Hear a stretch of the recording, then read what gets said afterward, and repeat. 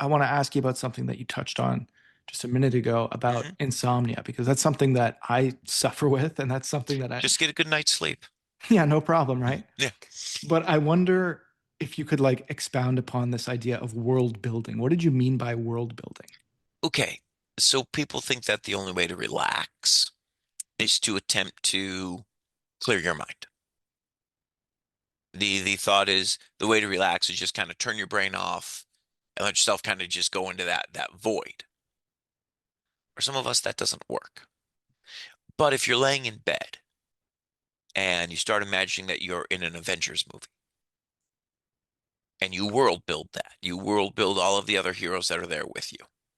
You world build this gigantic fantasy scenario and you keep building it and building it and building it, which sounds really similar to a daydream. What you're actually doing in that moment is you're not telling your brain, I don't want to think about work. I don't want to think about bills. I don't want to think about problems.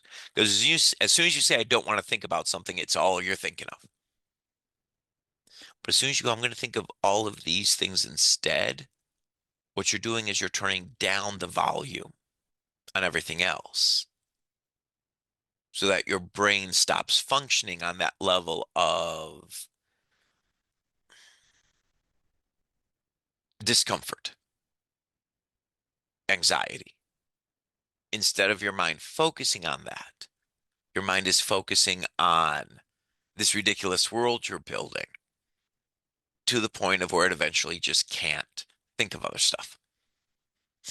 And should it be something of particular interest to you? Like you mentioned the Avengers movies. Like if someone Yeah, loves those movies, it should be that. But if someone loves, knitting, should they think about themselves knitting? Or like, does it have to be a big, like, world kind of? I recommend it being something that takes you out of where you actually are. So imagine not that you're knitting, imagine you're knitting in this fantasy place.